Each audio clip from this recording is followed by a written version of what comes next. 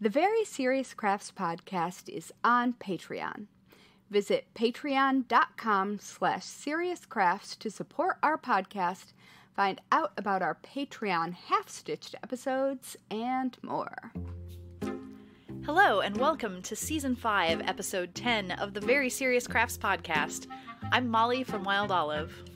And I'm Haley from Red Handled Scissors and the Bones and Bobbins podcast. Today, we'll be talking about a legendary American sewist, Betsy Ross. Yes. And it's kind of exciting because we haven't done much near history.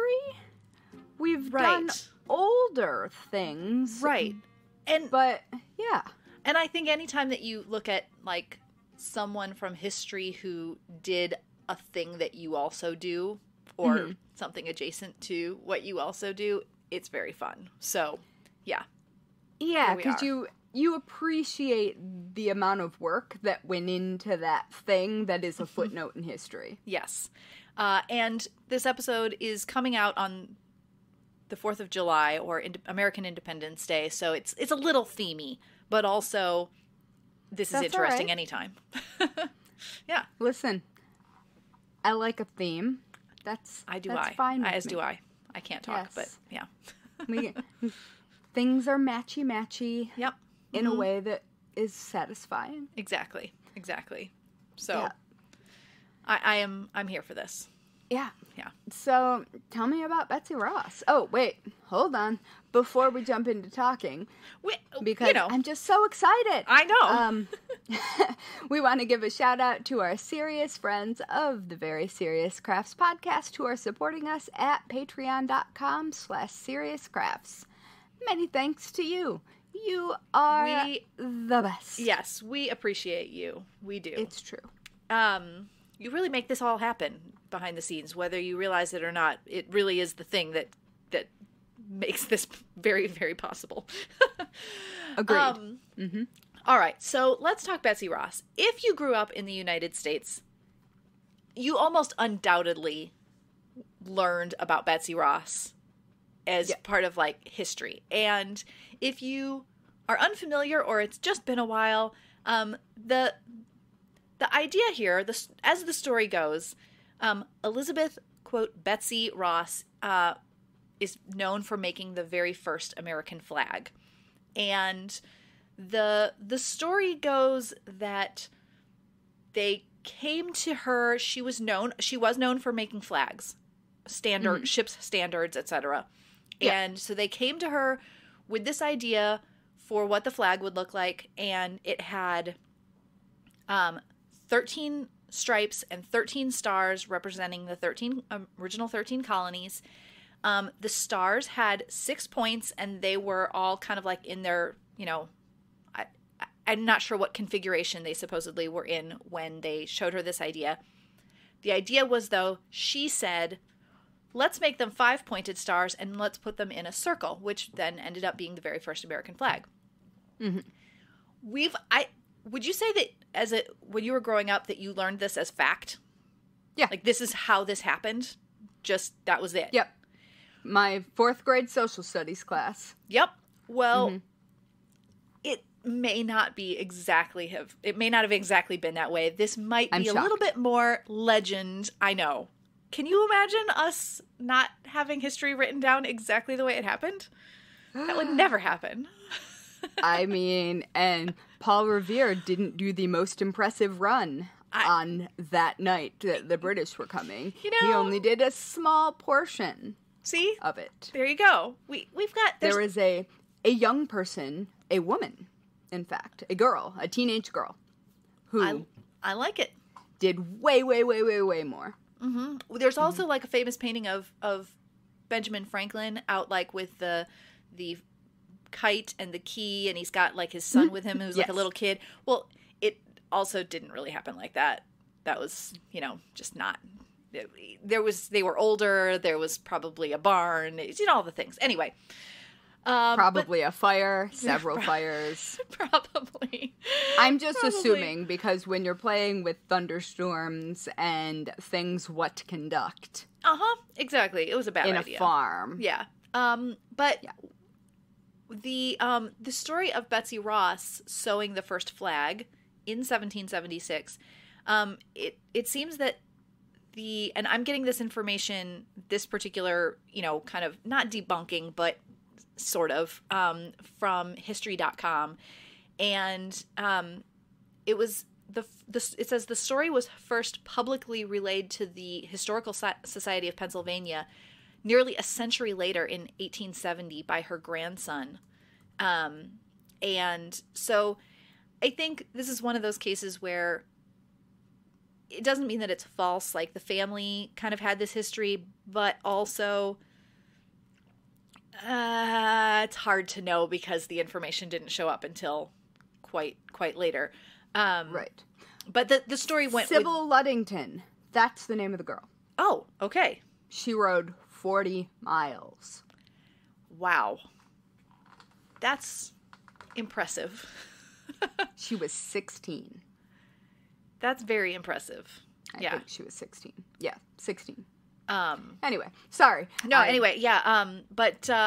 So the idea was that she, Betsy Ross kind of helped design and then sew the first flag. Yes, in her poofy white cap. With an inexplicable embroidery hoop? Yeah, which is funny because... I mean, I have a quilting hoop that is slightly newer than that, but not much. You would not have used that for joining the stripes together, certainly. No. You might have used that for appliquing the stars on. Yes. Or embroidering stars on. But I would say applique based on the extra part of the story, which is where they said, well, why would you put why 5-pointed stars? Isn't that going to be a whole lot harder to make? And the legend goes that she folded a piece of paper a certain way, made one snip, and voila, a perfect 5-pointed star. That seems suspect. You know what, though? It absolutely works. Cool. I have done it. I'm putting in the show notes a link to how to fold the paper to get it. Now, oh, I'm excited. I'm going to try Getting it perfect takes some practice, I will say. It's not just you always get it the first time. I have a bone creaser. I'm ready. It's pretty amazing, though, because you just have to fold it the right way and one snip. That's cool. One snip. I'm really excited. Yes. So that's one of those cases where, did that really happen the way it's said? It's possible because it works. I mean, I bet someone just said stars, and she did it the easiest way, although arguably you could do 2 triangles. Exactly. Which, if you wanted maybe to that do was 6. their thought was that was the easier way to make it. I don't know. But, yeah. Maybe she just wanted to be fancy.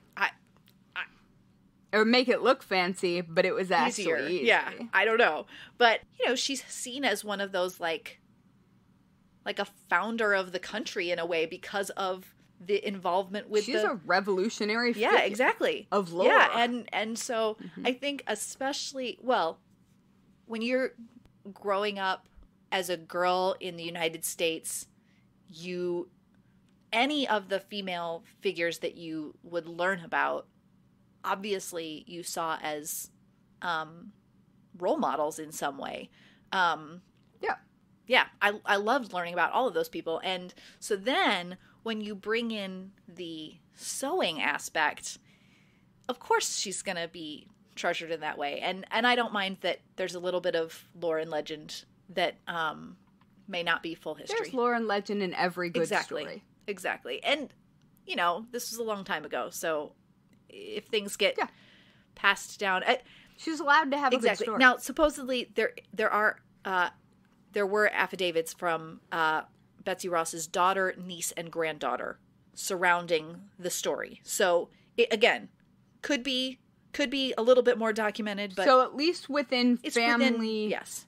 oral history. Exactly. So, yeah. All right. I'll accept it. Sure. I will accept it.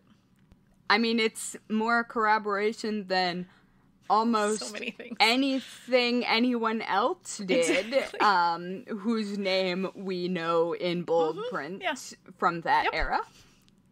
Just saying. Do you know what Benjamin Franklin was up to? No, you probably, almost certainly do not. Do you know what Thomas Jefferson was up to? Well, yeah, you could look that up. Yeah. So, anyway. Yeah. Betsy Ross and her flag making skills. I like it.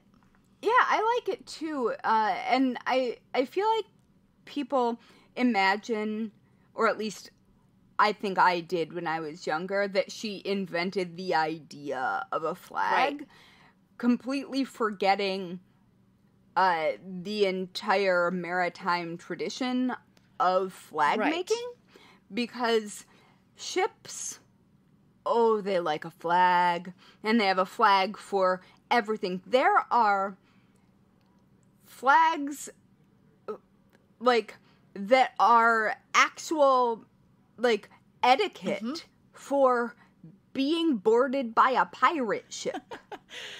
I mean... Or being boarded by pirates onto your ship.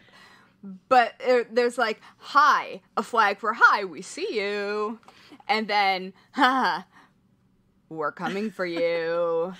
And then, not only are we coming for you, we're going to board, but we're not going to board right now. Like, that would probably... In 27 minutes, we shall... Like, very specific. So... Yeah, so, and, like, when we say things like flagship, that means, like, that is how you know what place a group of ships is sailing from, because their flagship is the lead ship with the flag of the place they represent. And so, like, flags and big flags visible from a distance existed, but I don't think, at least personally, I did not mentally overlap those ideas, even though seaworthy flags are the kinds of flags that are also able to stand up to outside elements. Well, and that's what I read about, at least, is that she was making those. That was, and that which is why they would come to her and say, could you do this? Yeah, like, they weren't just like, you know how to sew. You're a woman. Could you hem my pants? Can you hem my pants? Oh my gosh. Can you imagine how many pants that poor woman must have hemmed during the process of... and I'm not even joking. Yeah, no, I mean, the Revolutionary War, right? You would have... Oh, poor Betsy. Because, well, oh gosh, I mean, uniforms. Everybody was making their own uniforms, and by everybody, I mean probably everybody's wife and or mother and or sister were making their uniforms. Now I've got this view of George Washington coming to Betsy Ross and being like, listen, Martha is fed up with hemming my pants. Could you make us a flag? I need my short pants hemmed so my stockings stay up. I need a sock garter, please. Oh boy. Ribbons. I'd like... I need some fancy ribbon for my short trousers. Thank you. I mean, that's how it works. Stayed up before they were stretched. I know. I feel like people miss that aspect of clothing also. Like, they think that it was just frippery. Yeah. When there were lots of bows on things. No, that was keeping your socks up. It was functional frippery. Yep. And, I mean, sometimes beautiful, but it had to do its job. Anyway, that has nothing to do with what we're talking about. Just, now I'm imagining. And also keep in mind that many of the founding fathers were teenagers. Yes. Or in their early 20s. Yeah. There were relatively few, like, we think of them as distinguished old men in powdered wigs. No. For reference, as we're talking about this, in in 1776, Betsy Ross herself was 24 years old. Mm-hmm. So, yep. You know. So she's for sure hemming pants of all of the lads who we think of as learned, distinguished gentlemen. Mm-hmm. Yeah. Why, Amazon, are you calling me? Really... I'm not. I'm not. It's not happening. Anyway, so, yeah, yes. So, she was 24. She was 24. I was not picturing that. I know. Part of it is probably because we always see her in the floofy cap that instantly makes you look old. But, by the way, this is from biography.com, and it says that she apprenticed with an upholsterer. Mob cap. Yes, that. Isn't that what it's called? Yes. Mm-hmm. She apprenticed with an upholsterer before irrevocably splitting with her family to marry outside the Quaker religion. I know! Wait. The Quakers were breaking the drama? Uh-huh. Yeah, and then she and her husband, John Ross, started their own upholstery business. I feel very lucky that my marriage did not cause an irreparable rift in my spouse's family. Their poor Quaker roots. She attended Quaker schools and learned sewing and other crafts common in her day. By the way, she was the 8th of 17 children. And they got that mad? Well, maybe they just needed less mouths to feed and were like, we're mad that you're marrying outside the religion, but also whatever. Wouldn't you think they would be like, go, be your husband's problem?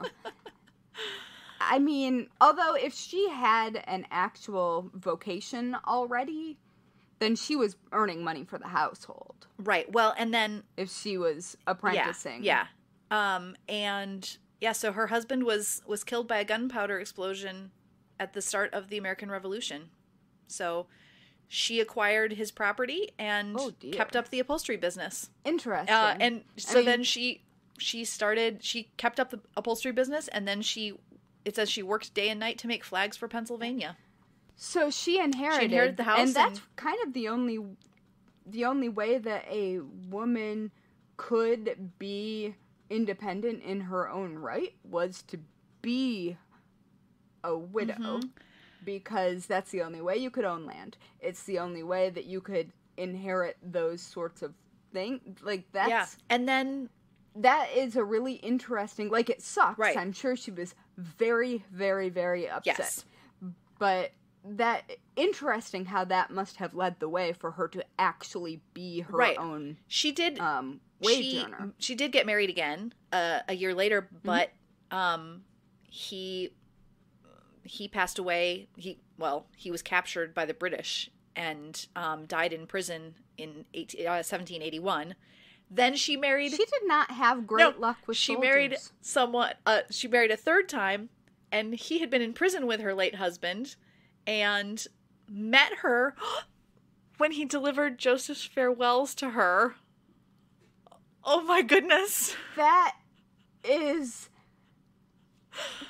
I can't decide if it's adorable or horrifying or deeply inappropriate. I know. Anyway. But probably also quite normal. Yeah, probably. For that time period. But there we are.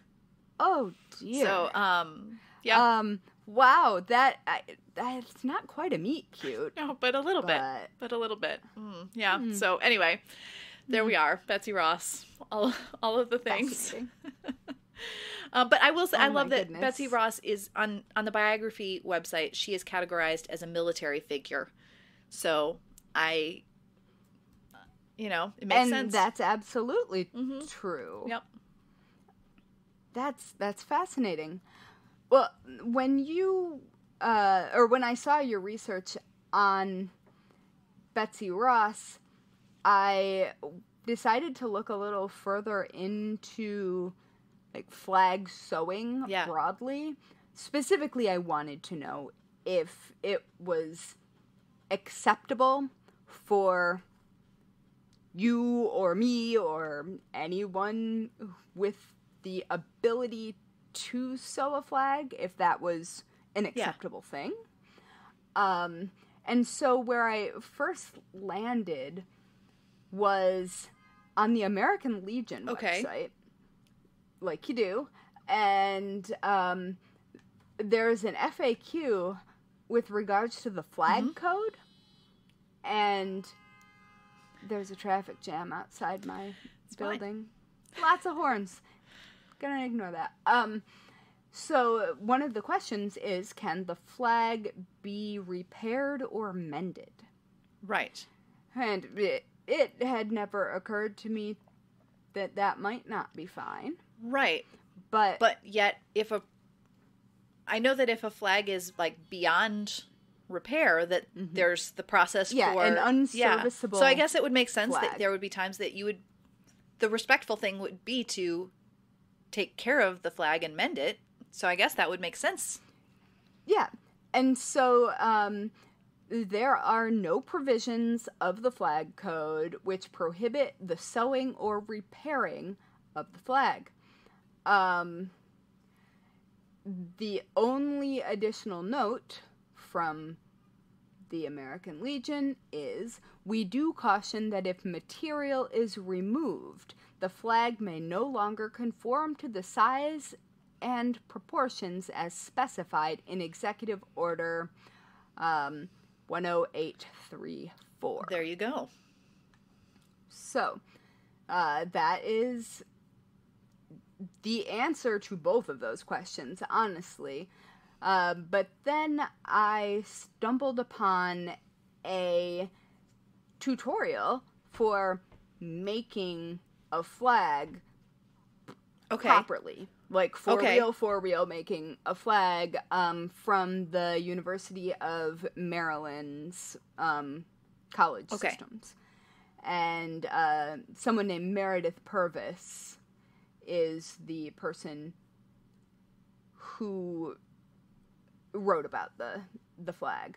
And so there are lots of steps between Betsy Ross and the current flag. And there are lots of toes to step on in between there. So there's more than one flag that could be arguably the traditional flag. I mean, there's a flag code. Right. There really is one now. But there is one because of an executive order by a president. Before then, there were several answers. The War of 1812 flag is the Star-Spangled Banner. Okay. The one we sing about. Yeah. yeah. Francis Scott Key saw the Star-Spangled Banner, the War of 1812 era flag, flying over Fort McHenry, and burst forth into song and cannons. Yes. As one does when one sees a flag. I just want to watch Eddie Izzard now. Anyway. So, the War of 1812 flag, however, was created in 1813 by Mary Pickersgill, who is a Baltimore flag maker, and Baltimore makes sense, as it is. As anyone who has ever seen The Wire knows that shipping yards are there. There are dock workers. That is one of the main places. So there are now...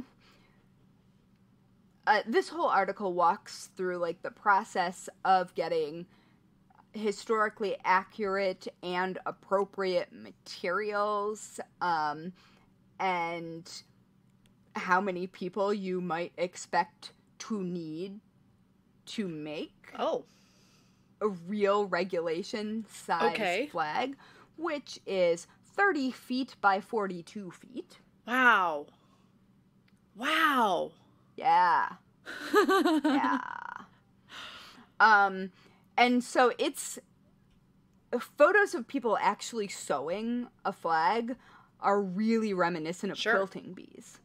It is a bunch of people with that flag, everybody's hand sewing.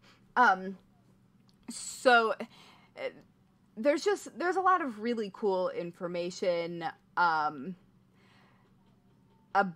the history, about that flag, how many yards that you need. And so in fall of 2013, this is how it broke down as far as how much it would cost to truly make an authentic flag. And does it also say what type of fabric they're using for this? It does in the article, but it doesn't in That's the fine. step Yeah. out. So 110 yards of red fabric, 110 yards of white fabric, 55 yards of blue fabric, 15 stars, 13 stripes. It took about 200 people to sew this flag, because this is actually a recap of a group of people truly doing it. Right.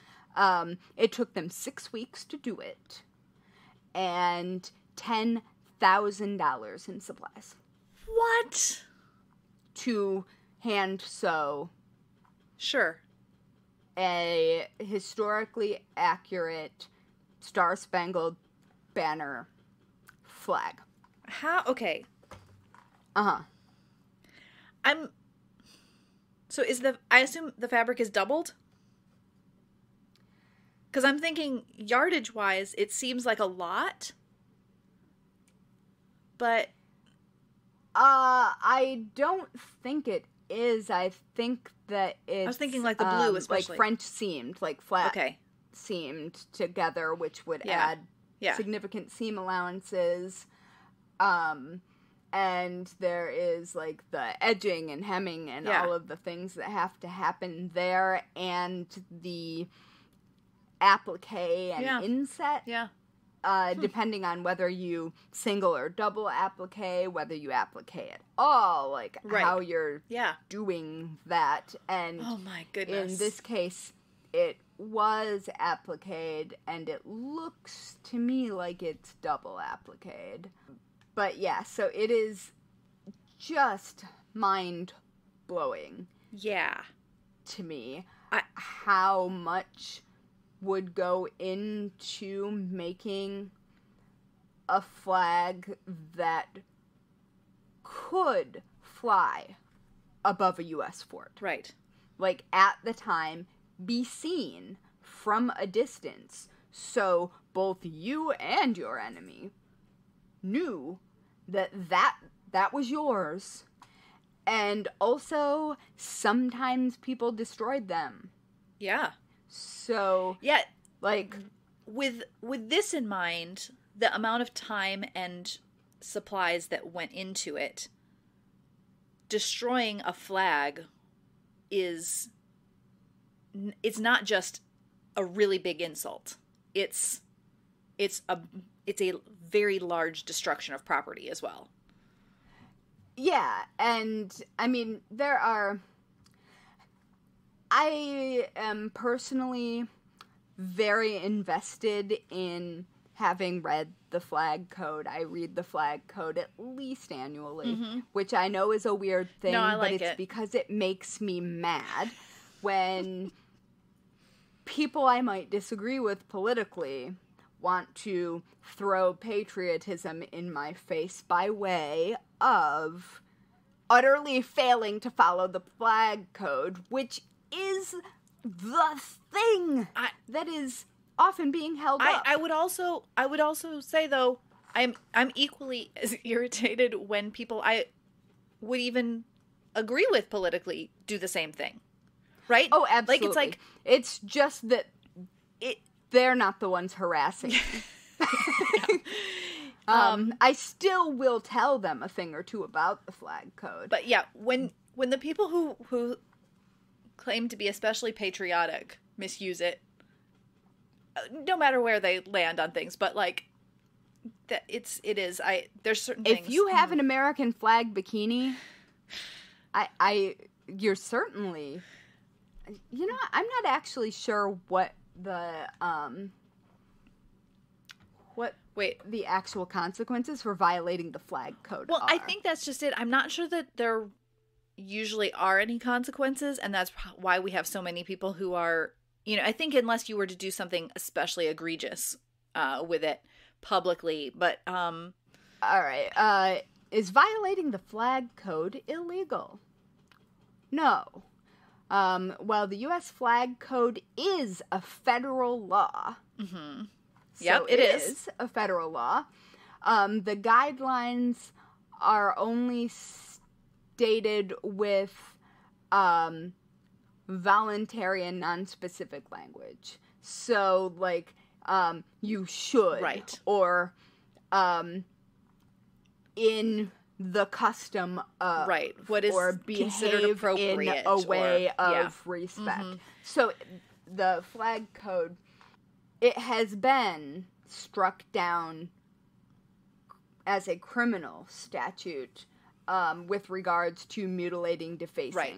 and burning. Burning is one of the proper ways to dispose of a flag. So I mean, you get into some gray area there. There's some, there's some weirdness. And also, this also says, unless an article of clothing is made from an actual United States flag, there's no breach of flag etiquette whatsoever. So that was a new one to me. But also, just I don't think that's true. I feel in the spirit of the actual flag code. Like, it's not that I don't think you should be able to. This is from whatever. the same American Legion in their questions and stuff that they do. But definitely, if you're listening to this, don't be sewing anything out of an actual American flag. It's not okay. Yeah, well, and the American Legion, I will say, has a specific leaning. Sure. And that leaning would not want to hear that you cannot wear your American flag bikini. And, I mean, again, I simply do not care about those things. It annoys me when people use them in an argument, specifically about patriotism or respect or things like that. And, like, I obviously do not think that everything my country does is A+ super amazing. Right. But I am aware of the codes that, in theory, you're supposed to be upholding. I have read the Constitution. Yeah. I have a copy of the Constitution on my desk. Yes, I could walk right upstairs and I could get my pocket Constitution that I have. You know? I do have a pocket Constitution. Everyone should have a pocket Constitution. And I have a really cool. You know the mini Bibles that used to just be everywhere in the 80s. The leather bound. Yeah, it was like the little mini gold gift leaf that you would. Yeah. Well, I have the Constitution bound in one of those like very, very nice settings. That's cool. And my Ruth Bader Ginsburg action figure stands next to it. That's perfect. Yeah. Not that anyone was confused about my political leanings, but so anyway, I make it my business to know about that because I am pedantic and oh my goodness, am I annoyed by people who use that as a weapon. All of the things related to this, I definitely can get a little, well, actually. Can I tell you about sewing stars? Yes. So we can veer away that'd be great. a political train wreck. But wait, just really quick. Yeah. To be clear, I think that, and I tend to fall, I'm too conservative for my liberal friends and too liberal for my conservative friends, but, which makes me actually same. Right, weirdly. exactly. But yeah. I think that the reason that we do get a little well actually about these things is because we care about our country. Yeah. Even when it irritates us. Yes? No matter where you fall on things, if you care about your country, you should get irritated about some things, right? That's how it goes. We want it to be better. We want to do better. Exactly. Okay, so stars. Yeah, I completely agree with that. Yeah, I think there's a midpoint, and we both fall ever so slightly on the other side of that midpoint from each other. Exactly. And I think that is an excellent place to start conversations. Yeah, because it's where you... how my dad and I talk. Yeah, it's also where you realize that you're way more the same than you are different. Exactly. And, I mean, my dad is very conservative, except that almost all of the things that we truly believe are right and moral are the same. And sometimes you just see, like, going about doing things in a different way. Yeah. But you want the same end. Like, guys. Anyway. Sewing stars. Yeah, sewing Speaking stars. Of going about things in a different way and ending up in the same place. Oh, I just brought it on back. I like it. All right, so if you are wondering, hey, do the stars get sewn or are they embroidered or what's going on? Is the answer yes? Yeah, but most often, as far as I can tell, the original hand-stitched flags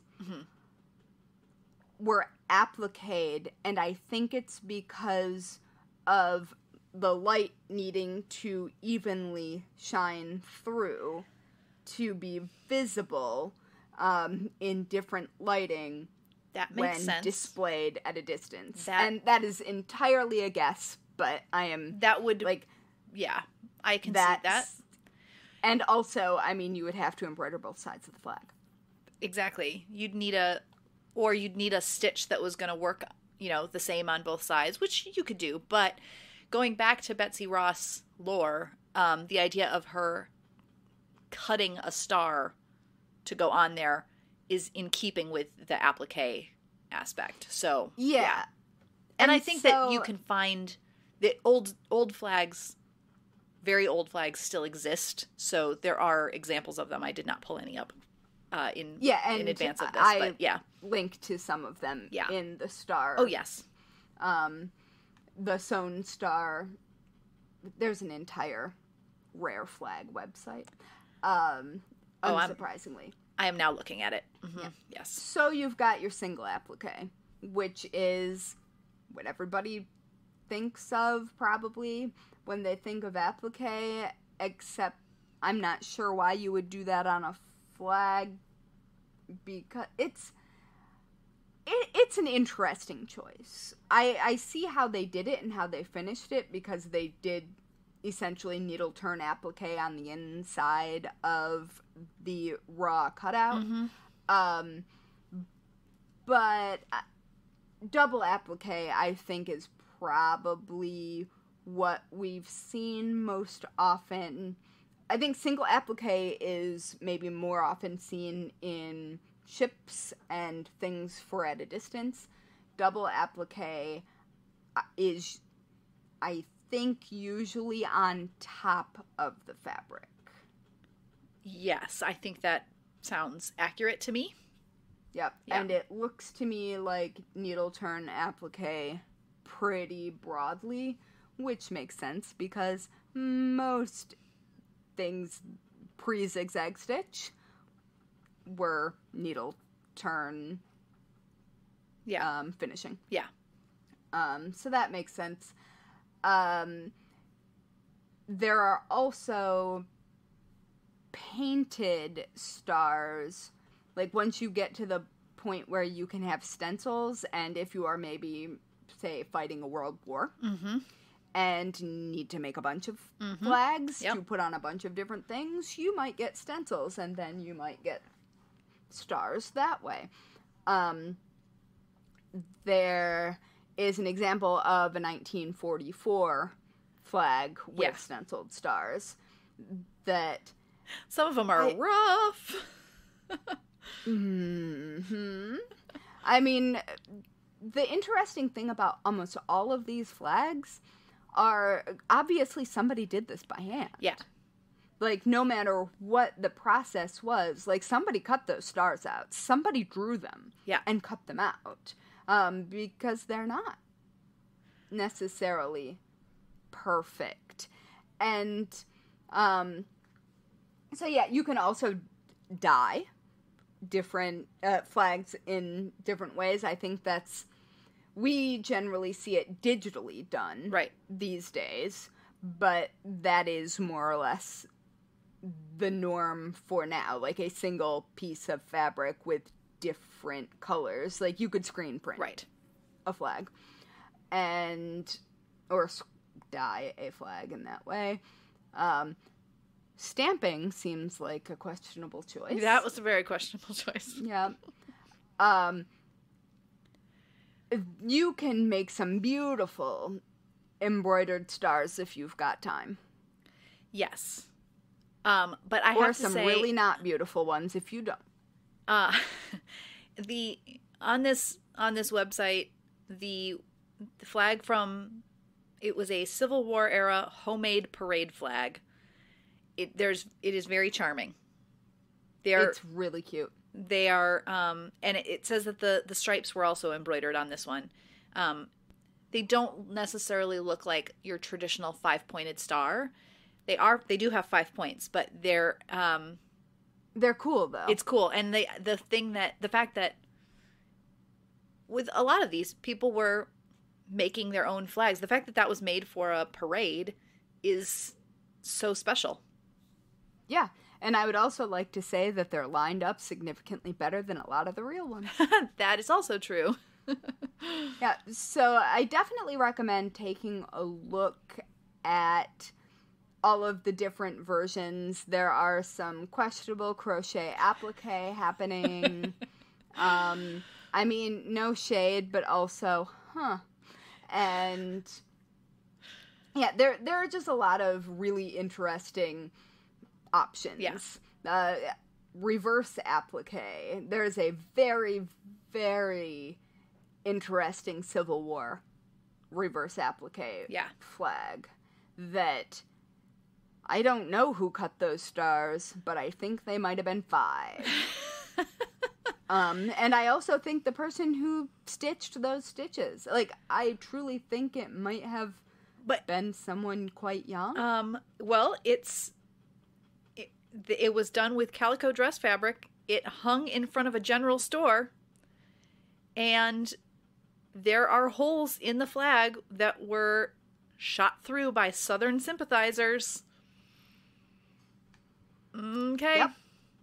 Also, I would just like to say, when you look at the full version of this flag, there's like on the main page, it gives close-up of the stars, but there's a way where you can look at the full thing. And the stars get wonkier as you look at the full version. But it's still really cool. And I kind of like that. Yeah. It's very charming. Again, these become pieces of history in so many ways. So I like it. This is a good find. Thank you for finding this. All right. Before we wrap up this episode, I have to share my good find that goes along with, this is the danger of having a podcast where you look things up and you learn new things. Because when I was looking up Betsy Ross, I also learned about the existence of a thing called the Betsy Ross toy sewing machine. Uh-oh. Now, I already own a little Singer clamp-on hand crank sewing machine that doesn't look like how we think of sewing machines now, but the Betsy Ross toy sewing machine was made in 1950. It's kind of a Statue of Liberty color, blue-green aluminum.